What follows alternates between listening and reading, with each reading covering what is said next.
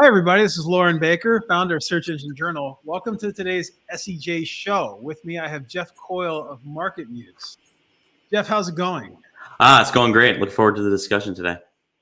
Awesome. I'm really happy to have you on because as you brought up before we jumped on the show, we haven't really talked since 2019, which surprisingly is 3 years. It doesn't even make sense, does it? Right. So, and I think when I first started talking to you was pretty much, MarketMuse was not in its infancy at the time, but you were really like, you had gotten past that early stage and ready to grow and scale. And now it seems like what you do at MarketMuse is one of the hottest things in search and content marketing at the moment. So would you mind talking to our SEJ Show audience, telling them first a little bit about yourself, and then getting into what MarketMuse is, what you do, and how you're helping empower content marketers and SEOs to make really smart decisions? Yeah, sure. And thanks. Yeah. So my background, I've been in this search engine world since '99. I went to Georgia Tech, and even when I was there, I was studying user interface software and usability theory, but I was building search engines, kind of text search, intranet, and those types of things. Even when I was there, I worked at a startup called Knowledge Storm. We were selling leads. We were convincing big B2B companies in the early 2000s to have content on their websites and to use it to generate leads, basically.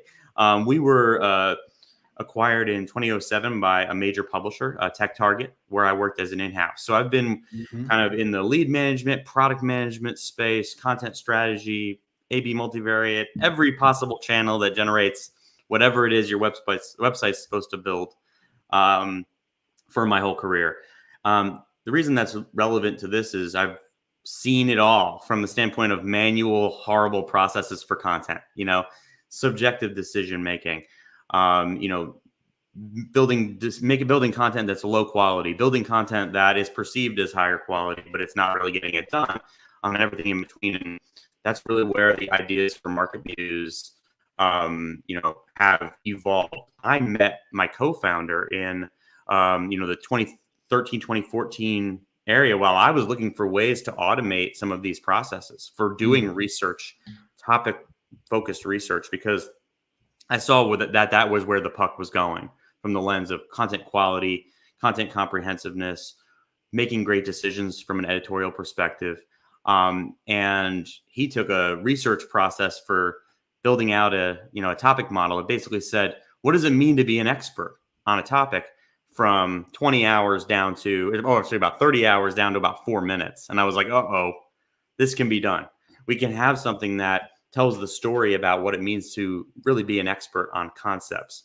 And what I brought to the table was all those workflows and how we can build products around them to take on these kind of painful efforts for doing things like creating content briefs, subjective brainstorming, and then actually updating and improving existing content to make sure that it's relevant, comprehensive, and differentiated. And that's what we've really built, is a solution that gets to the bottom of everything that a writer does to make content better, everything that a search engine optimization professional does from an on-page perspective, from the lens of content quality and expertise, integration, intent, answering questions, and then going all the way up to the CMO, making decisions about what we should create, what we should update, how much content we need to create, how much content we need to update, how much money needs to be invested. So that's been my journey. It's been generating lots of leads, working with content teams to make them more efficient, and then combining those two things into a product for the last 7.5 years to kind of create a market about content intelligence.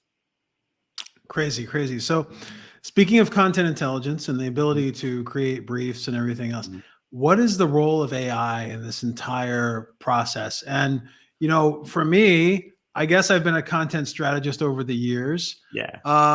Do tools like MarketMuse and then others that are on the market from an AI perspective, do they help me, or should I be afraid of being replaced by a robot, so to speak? No, I love this question, and I get variants of it. Yours comes from a completely different place, and but what I think the problem in the market that makes folks think that it may be a replacement is jumping to the end. It's the perception that one can go from a, you know, word to a page, and that's Mhm. going to be the most successful plan for their business.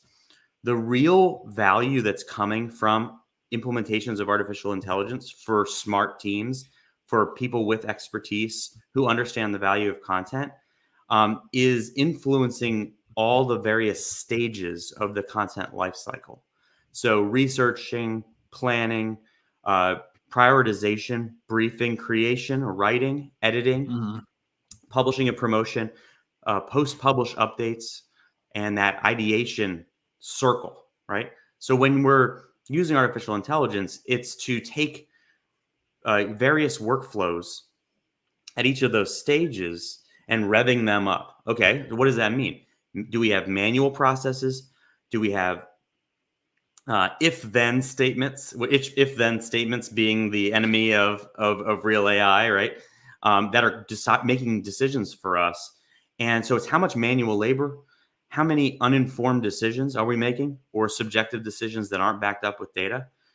And it's applying that at each stage so that people like you are amplified the most. So the person with the content strategy experience, the editorial experience, the subject matter expert, the writer gets more time to do what they're really good at and Mhm. innovate and spend more time in the part of their brain that's focused on innovation and exciting engagement and creativity. That's what it brings primarily. The mistake is to think that it's a replacement. What it's really doing is amplifying, giving us more time to do the stuff that really makes us special or our business is special. That's what we see with the best teams. And pardon me, that's what I see the best teams. So imagine your writer can spend all their time crafting a beautiful narrative, focusing on production value, not doing SEO research or not Right. doing keyword research, right? Um, what it also does is it shows them that you care about them, right? It shows them that you value what they're truly good at. Because if you're a writer, you may not be good at SEO. Why would you be? It's a skill you've had to develop. You can't Good point. possibly be as good as the best keyword research expert, but we're asking you. It's like, hey, you're a good chef, but can you farm? Right? It's not necessarily okay to do that. It's not something that you would expect for them to have. On the flip side, how many SEOs do you know that are great writers? No, it's not a Right. natural ability, it's a developed ability. So what we're hoping to bring, and it's what we've shown, is that creating sources of truth for writers so that they know what's being asked of them from the person who's proposing the article. That's the concept of a brief. You know, it brings to them confidence that, hey, if I at least do this, no one's gonna kick my article back. And the big bad wolf's not going to kick my article back and go, not what we were looking for. Or, okay, well, this still needs to go through SEO edit. And for writers, that dreaded SEO edit can be a heart stabbing experience, right? But if I already bring them stuff that I know is going to have a successful outcome with my content every time, there's going to be a lot less of that subjective perspective entering. And then your editor can focus on being an editor too. It's Right. it's voice, it's tone, it's how well this meshes with our existing inventory. It's, you know, truly getting into subjective, not them going, this isn't, I hate the verb SEO'd, right? Or this just isn't gonna. You're getting This real is data, search engine optimized. real data supporting the decision as well. So they wouldn't even have asked you to write the article if they didn't know it was going to achieve its goals and getting predictive. So the AI, the thing that this brings is confidence for everyone that their areas of expertise are valued the most. And for the person who makes decisions, that editor in chief, that CMO, the GM, if they're very revenue driven or affiliate driven, for them, this is the dream time. This is the best time in the world to be an editor in chief or a GM or a CMO, because you're getting decisions. You can confidently say, hey, if we focus on these things, we will have an understanding or a clear expectation of return on investment. That's the core of how AI, and it shortchanges us as an industry, search, content marketing, inbound, however you want to do it, to say, oh yeah, AI is just going to allow us to generate a whole bunch of really crappy content, and that's going to make like life super hard. I will say it does eliminate the need for manual labor to create really crappy content. Right? Okay. So in essence, if there's one good thing about replacement of labor, that's already not even a job anymore. Writing onesie twosie cent content manually. If you're going to write low quality content, there's no reason to write that manually. And so that's the only job that is of any risk as far as this goes. What it's going to also do is take, people who are lower efficiency writers and allow them to write a lot more. So it makes them more productive. It makes it less likely that they're going to publish content that's low quality, less likely that they're going to publish content that isn't differentiated. So from my perspective, my mission statement's always been to rid the world of low quality content. It's always been that. I've always been on top of the sandbox, the soapbox, on purpose, slip there. But I've always been on top of the soapbox saying quality, quality, quality, quality. Now it's just in vogue. Sandbox, soapbox. That is a little SEO slip. Yeah, exactly. So let's speaking of content briefs. Okay. So I've gone through this so many times in the past, right? I'm the SEO on a project. There's writers on a project. I go to whatever tool. Today's episode is sponsored by SEMrush and InMotion Hosting. So I go to SEMrush and I put in my head terms, right? And now SEMrush is going to give me a lot of different keywords. And it's going to give me a lot of questions that are straight from people also ask and everything else. And I have that in front of me. And I have the volumes. And then I'm like, okay, how do I turn this into a content brief? How do I turn this into something that's, I can't take that export of keywords and send it to a writer, right? Because the writer is just going to be they're going to, what is this, right? What are you sending me? It's like, remember those word magnets that used to be on the refrigerator and you can make sentences out of it? That's basically what you're sending to the writer, yeah? So it sounds like using a tool like MarketMuse or some others that are out there on the market, I can instead, does MarketMuse do the keyword research and then apply that to the content brief? And then also, could you please go over like the blueprint of the content brief, how that works, and what I'm actually handing over to the writer to be able to empower them to write more efficiently, write more smartly from an SEO perspective, and to have less pushback that this piece of content doesn't suit SEO goals. Like, what is in that content brief? How does that work? So, the cool answer to that is, you can define that, what stuff you're going to include in a content brief. But some of the bases are what concepts should be included and discussed, right? And what emphasis they should be, internal and external linking recommendations. What questions need to be answered.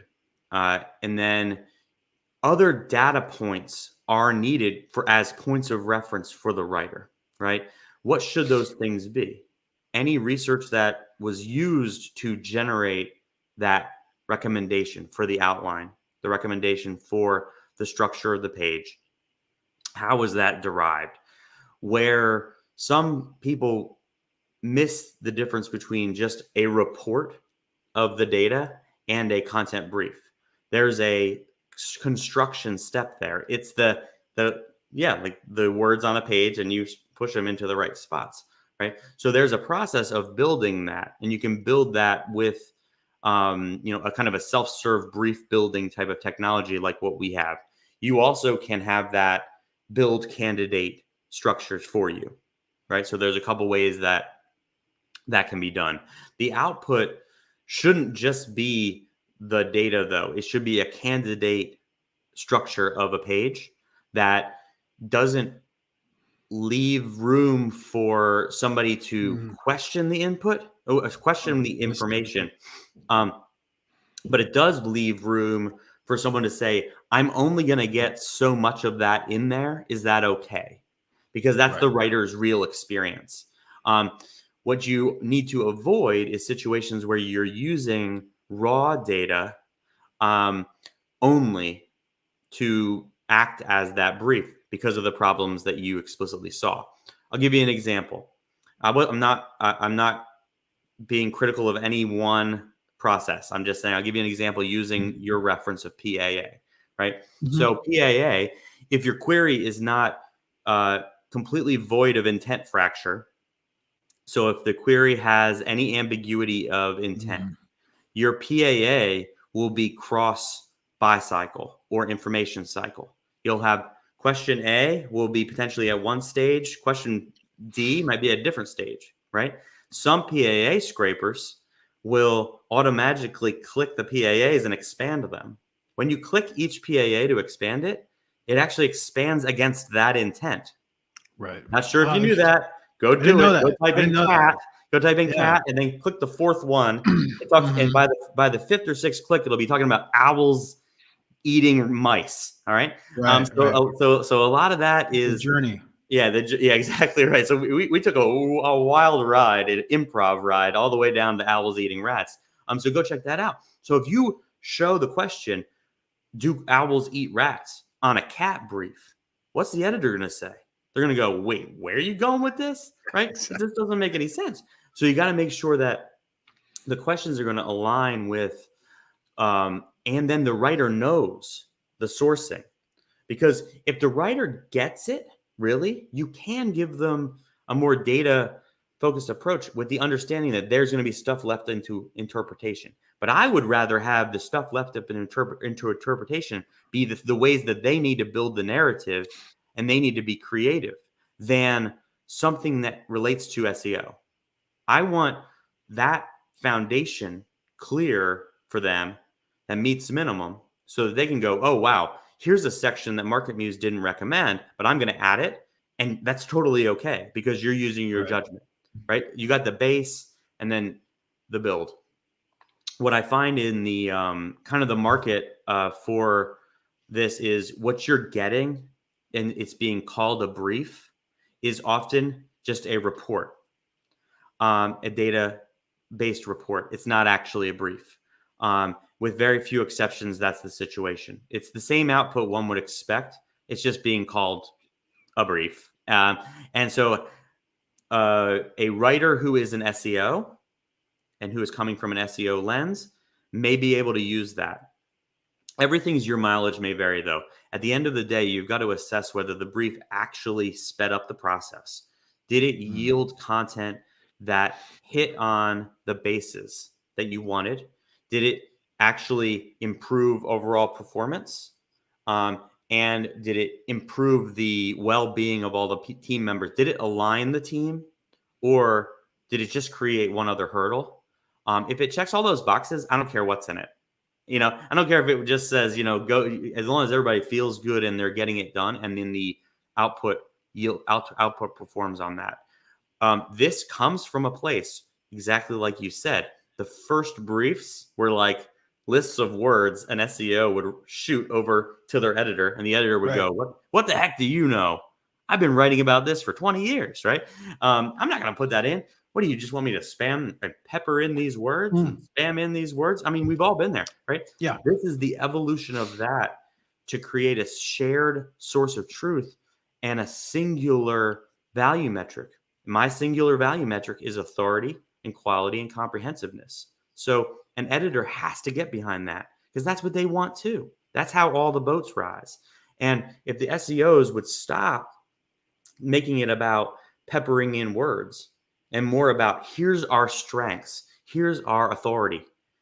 Let's write content that exhibits that expertise. While you're exhibiting that expertise, it would be natural for you to discuss these concepts. It would be natural for these components to be there. It'd be natural for you to answer these questions, wouldn't it? The editor goes, yeah, it would. Then we're playing the same game. Mm. And that's a big difference maker we've made. It's we make these teams the CMO says, you should write this article. The editor goes, yeah, we should. Obviously, it's a good idea. You gave the data too. It's going to be successful. Then the writer looks at it. I clearly understand what's expected of me. Then they write Yes, it. that's a good point. They write it. I think I should add a few more sections of this. It's going to be good. The editor goes, you hit the meets minimum and you made it even better. They publish it. It's successful. Now everybody is actually happy. Contrast this against the guy who writes that article, hands it to his editor, and she's like, this isn't what we wanted. Maybe I'll publish it anyway. So it's got to hit this number. No, it's interesting, Jeff, terrible. Because you brought up the room, right, for the writer to add concepts or add maybe topic or their own personality, their own flow. That's not necessarily 100% given by the brief. And a lot of the tools that I've seen out there, and forgive me because it's been a while since I've run through MarketMuse, but I'm about to go through a lot of the tools out there. If I run a content brief, they're looking at competitive intelligence and they're looking at things like word count, the grade level of the writing, Yoast SEO style A+ grading scores based upon usage of keywords within the post, right? And if what I'm thinking is that if I have 3 companies that all sell the same thing and they all want to start a blog and they all utilize the same tool, are they all going to be writing the same type or almost exact content at the end of the day, even with the same citations? Because a lot of the citations are brought up through the tools as well. How can writers and SEOs and content planners better differentiate from that standpoint? And also, like, what makes like what you guys do different on that? Because I know you're very passionate about what this. An awesome softball, Lauren. And I didn't even write that one. And no one from my team wrote that. Oh my God. This is not a seeded question. It's just I love it. Oh man. So much is in there in that question. I'll unpack my 3 favorite pieces. I had 2 favorites, but then as you kept asking the question, I got another one. So what we do is we're able to look at all the content that's ever been written on a concept and analyze it all, understand what it's about, understand what's been written by people who clearly know what they're doing, and what is an expert content item. What does it mean to be an expert on this concept? And then if it is part of your workflow, you can overlay that against your competitors and say, what is everyone doing? What is everyone not doing? In an analysis of text content, when you see that something's relevant and no one's talking about it, that's a competitive advantage. I always like to say there's money in the red lines. And what that means is we have a heat map. And if no one's mentioned it, but MarketMuse says that it's totally relevant, like that is your editor's best friend. That's your writer's best friend, because it's saying, oh, this isn't telling me how to be like everyone else. This is telling me how to be differentiated, but it's also giving me what the table stakes concepts are. So when we're writing about content marketing strategy, everyone says the word content. Everyone says the word content marketing. Everyone says strategy. Not a lot of people are including a section about buyer personas or target markets or ICP development, right? That's the stuff that a real expert would have included. That's what we provide that others can't. They're looking at, the top 5 search results, and they're looking at keyword distributions. They're looking at, maybe they look at 10, maybe they look at 5, but they're only looking at those things. Imagine what that does in a scenario where the search engine results page has dramatic term meaning missing meaning ambiguity or intent fracture, right? Or you're competing against an enterprise SEO team or an enterprise publisher or a power publisher that is allowed to do what Amazon, right? Mm-hmm. I mean, you know how many, or a team that is allowed to do black hat stuff and get away with it because of their power, right? Well, what if you're copying a page that is low quality?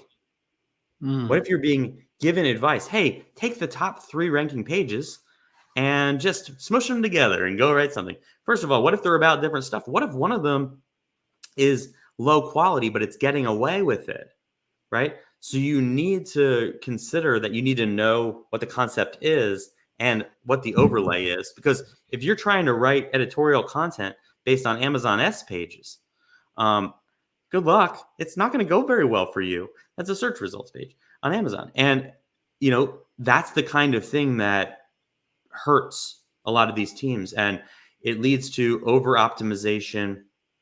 It leads to scenarios where it's over optimization for, correlation. And you need to be very selective and understand what it really means to write high quality expert content. And that does include mentioning concepts that may not be in that top 5 ranking pages. And that's really where we're making a big difference. The other piece is we give you that information at the site level. So we're telling you your breadth of coverage, your depth of coverage, the quality of all the coverage that you write on this topic as a concept, how much momentum you have, and your off-page metrics. That's the decision support system to say, hey, Lauren, if you go write a great article about content optimization, you already have a lot of competitive advantage and topic authority there. If you just write one great comprehensive content item, you've got a great chance to succeed. Or we might say, you haven't really covered that very well from an editorial perspective. If you're going to focus on that, you need to write a lot. You need to really build it up. Like if you want to go write about, flavored seltzer water on Search Engine Journal, you got a big mountain to climb. You're going to have to write a huge component. And we work with teams all the time. And we were just working with a technology company who pivoted they're pivoting their entire business effectively from one concept to another one. Can't say what they are. And they're like, how much work do we need to do to not be about this anymore and to be about that? It's a lot of work. And it was a lot of work. And it was like, are you okay with that? What's that transition plan look like? So we work with a lot of teams that just want to know, like, how do I win for this term? And the answer is sometimes it's going to be a whole lot of work. So setting expectations is key. Now, drive that all the way down to the question you asked. Why is this different? Because you may be writing the wrong content anyway. You may be updating the wrong content anyway, right? So you go update that content. Go pepper in a few words that you learned from a TF-IDF solution, a term frequency, inverse document frequency solution, or whatever it is that you're using. It may not mean anything. It may have no impact on the business. But if you create a consistent process where you're writing articles that are equal to or better than all of your competitors every time, from the lens of quality and comprehensiveness, you're putting your best foot forward if you were making good decisions. And that's the best you can do, right? If you're only looking at the page level. So what we do is we make sure people can write differentiated, high quality content that tells the story that they're experts and make the right decisions about what to write and what to update. Because if you've got articles that get 10% of your site's traffic or more, and they haven't been updated in like a year, taking time bomb. I mean, from a competitive, you know this. I mean, it's just, but these are the differences that we make versus somebody, telling you how to copy your idols effectively. Content refreshing is a lot of what we do. So that's I really see the benefit there, and in this whole like movement that's happening right now. So one thing that you said that was interesting to me was offsite components, and just looking at your homepage. I think above the fold you only mentioned SEO once, and it's trusted by thousands of content, SEO, and editorial teams. But what you talk about more than SEO on here is the content-driven customer journey. The customer journey does not only happen within Google and Bing, right? Like, exactly. Like this is, I got off a call of a client yesterday about this. Like, we'd written a piece for the site. Hey, SEO goals, let's do it. But they dropped it in their email newsletter. Yep. And apparently they sold like X amount thousands worth of product just by dropping that piece within their newsletter that day, right? Yep. So, content that's written for the site is not just for Google, it's also for customer acquisition, customer retention, and the ability to drive and impact customers that have already purchased in the past as a reminder to purchase again, right? So it's a loyalty component within social, within email, within almost everything else. So how much of that is brought into the overall brief planning from an offsite perspective? Because I think when a lot of SEOs hear the word like offsite, the first thing I think of are links, links. But there's so much more to it at the end of the day. So how deep do you get into like looking at different signals from maybe, and this is all hypothetical. So like, email stats from MailChimp on the content that gets the most clicks and the most opens, or maybe stats from social media tools that show like the content that gets the most shares and likes and things like that. Do you bring all of that into the equation as well when putting together these strategies, or is it something that's part of the pie? Like, how does that typically work? So we will be this year releasing integration into, I think I'm allowed to say this. We will be releasing integration into Google Search Console and Google Analytics, which is going to open up a lot of components to our content inventory solution. That's our premium solutions, our content and topic inventory solution. Part of that solution gives us that site level intelligence. Part of that is us we have our own algorithms for evaluating page and site section and site level topic authoritativeness. We're the only in-market metric for topic authority, is what we have, which defines your competitive advantage. We have the only in-market metric for personalized difficulty. So we personalize how hard is it going to be for you to rank on this specific topic. That's a core component. So I answered the question the way you asked, because elements of that include off-page factors, which are one to many of the things you said. And the more things we can bring into that composite, the better, because it just tunes the fork or sharpens the knife on the predictability of our difficulty metrics. And that's the best I can do. What I'll say is, with our teams that we work with, from a customer success perspective and a PS professional services perspective, repurposing is super critical to success of multi-channel. I mean, whether it's transcribing this discussion and parsing it into pieces for social and for additional blog posts, adding components, adding commentary on a topic that we missed. Maybe we forgot to talk about how internal links work. Maybe you add a paragraph, then you go write a blog that adds to that. So working with the payload that you get from your writing team and repurposing it properly is extraordinarily important. It's also great use of time and labor. What it also does is allows us to have support content that is more targeted for specific audiences. So if I'm going to go write a pillar content item and then do support content, it's a lot easier for me to knock out that support content.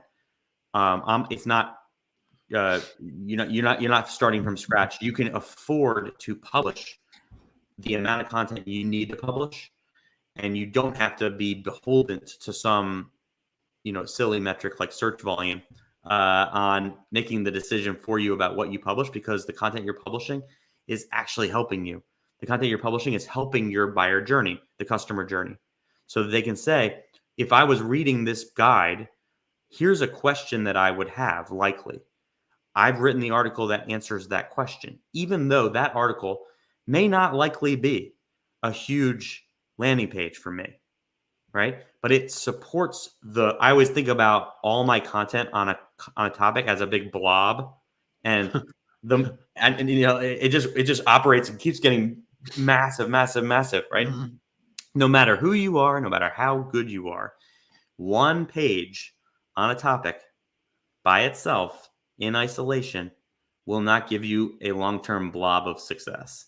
There's a lot more to it. You got to write that support content. All boats rise. You can get to that point. There's a lot more to it than just writing that one page. And for 95% plus teams, they will fit that profile. And so if you think otherwise, unless you're in that 1%, 1/2 to 1%, 1%, whatever that number is, that's going to be your experience. So you've got to be thinking about it that way. You got to be thinking about, I can get more done if I build out that high quality content and really force myself to repurpose as a practice. You're going to have great success. Jeff, you had mentioned internal linking earlier, and I find the past couple of years I've heard so much more about internal linking. Don't forget internal linking. Everyone concentrates on external. Don't forget internal. And then internal linking between. I mean, you can create hubs by internal linking, right? You have maybe you've written 10 posts over the past couple of years about subject matter, but they're not connected. They're not linear. Right. And you can kind of build that linear equation through internal linking. But what are the other benefits of smart internal linking when implemented not only to a content strategy, but just like SEO in general, right? Mm-hmm. I mean, I forget exactly the origins of these quotes, but one of them is, I want to answer the next N questions, right?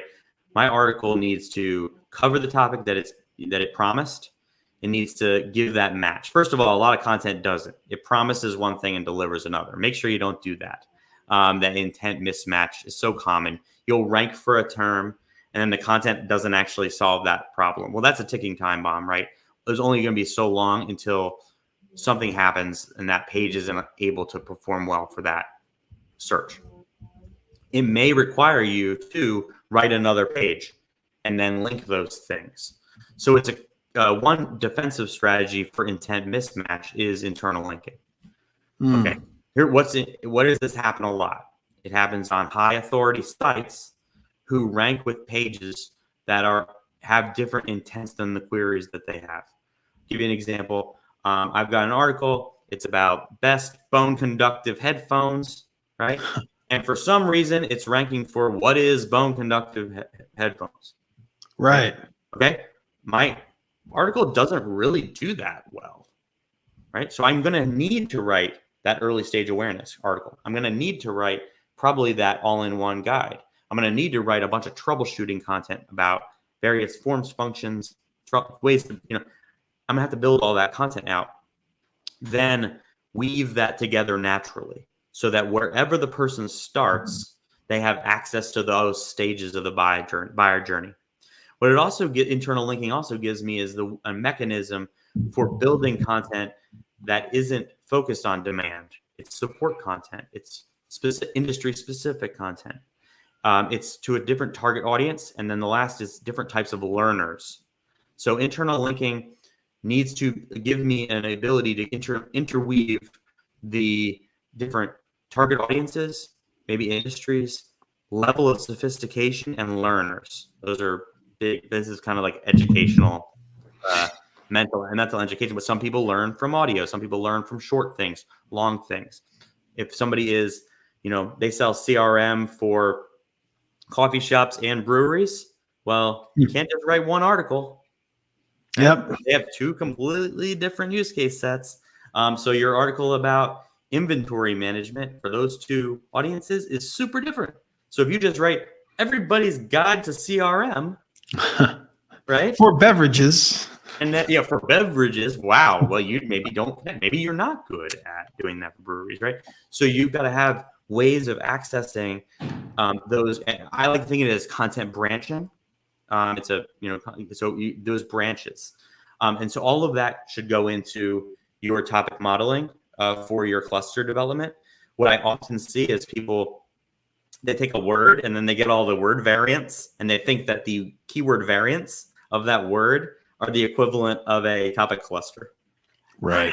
Not how it works. Okay. So internal linking should not just do that. It should be thoughtful against those components. I always like to say it's the buyer journey, the education journey. So beginners, advanced, industry or customer focus. It could be roles on their team or industries, right? Or types of businesses. If I'm focused on agencies as well as B2B tech companies, as well as enterprise B2B, those are three audiences. your content likely deserves different, but they should be interwoven. I should be able to find one at the other. What that does, if you do that well, is you're somewhat of a information architect by thinking about the ways that you do internal linking in those scenarios. That then puts your business's best foot forward. It's going to give you the best possible opportunity. That the fact that you've exhibited authority, you've exhibited expertise. The last thing, I'll just give the free lunch. This is the thing that makes all the money you spent listening to this webinar worthwhile. Biggest problem, publishers, they don't go back to old content and update it when there is natural integration opportunities to new content. It's the wildest thing. They always link back. The link profile that gets created when your new articles point back to your old stuff, but your old stuff points back to your new stuff is weird. Yeah, it makes no sense. That link graph fundamentally devalues a certain set of content. And if you're devaluing old content that's high quality and it's kept up to date, you have a long-term huge competitive disadvantage against anyone that is doing that. So put it into your process. What content have we created that is semantically related to what we're writing about today? What needs to be updated? How can we elegantly make that interchange? That's going to have a huge, meaningful impact on the success of your publication. And I say publication, but it could be any site, right? Anywhere you could be. It could be. It could be. Jeff, this has been great. I do admit Miranda Miller over at SEJ, she started, she's introduced an AI content briefing component to what we do. Yep. And at first I was like, oh, really? Are we gonna start doing this? But, it really makes the team more efficient from a writing standpoint. Yeah. Even writers that know SEO already, right? They just have like that outline to write about, right? And if you think about it, like in almost any type of business, when you can empower and just give people direction and a process and everything else, they just do a better job, right? It's a win-win scenario across the board. So I totally agree. We've hit the 42-minute mark. These shows are typically 40, 45 minutes. Jeff, I dropped link to marketmuse.com in the comments for all of our folks that are watching live today, along with your Twitter profile and your LinkedIn profile. Sorry about that. You might get a lot of people hitting you up on LinkedIn and Twitter. But one question I did have for you is, where else can we find you online? And this is your chance to tell our audience what's something they can definitely find on MarketMuse. What do you have for them? Anything from a demo perspective? What can we do there? Sure. Yeah, please if you go to MarketMuse, if you are writing content and you believe that your efficiencies aren't as tight as they could be. Efficiency meaning how much content you create or update, how much of it is successful. And you may have process inefficiencies. This is going to be a win. If you have a culture of content, everyone at your company knows that content will yield a positive outcome. You can book a demo right on our site and go check it out. But also, I'll put a quick plug in. There's also a link in the header of MarketMuse for our webinar series. I run a webinar series twice a month. We've got a backlog and archive of, I believe, 100 episodes of all walks of life, people who we try to get people who are focused on one component of content strategy. Go check that out. And look at that and see if you can find some ones that are helpful for you and wherever you are in your content strategy, maturity or journey. Jeffrey_Coyle on Twitter. I answer everything on DMs. So feel free to reach out. Jeff@marketmuse.com as well. Awesome, Jeff. Again, thanks for jumping on the show today. Really appreciate it. I haven't just learned a lot about MarketMuse and AI tools in general, but just overall, just like content strategy and planning, like bringing up things that I haven't thought about before. Just giving writers the ability not just to follow a brief, but to do things on their own, make it different, get that true voice, making sure that's part of it. Like, we talk about EAT a lot in the SEO world, but making sure that voice is in the voice of the authority, right? And where else that authoritative, that author is writing is really important as well. You don't want to sway away from that, obviously. And I'm I might book a demo myself. So again, also from the refreshing standpoint, right? Content refreshing. How do you optimize and put together a process for content refreshing? Because we know that stuff drops off after a year, especially if it's seasonal, sometimes too. How do we make sure that's part of the overall strategy? So I really like everything from an efficiency standpoint that you've gone over today. I really appreciate you taking the time and sharing it with our listeners and viewers here at the SEJ Show. Well, thank you so much. And yeah, knowing what to update is a powerful thing. It is. We don't want to be updating the wrong thing. Exactly right. All right. Well, Jeff Coyle, thanks so much. Thanks again for dropping by today. Thanks to all of our viewers and listeners. And if you want to hear more about MarketMuse, go to marketmuse.com. Or if you want to learn more about AI-driven content briefs, I'm sure there's a lot of information there on the site as well. So it's been a pleasure. Have a good day and have a great rest of your week. Hey, thanks, Lauren. Cheers. Cheers. Thank you for joining us this week on the Search Engine Journal Show. If you liked this episode, subscribe to our channel for so much more and click the notification bell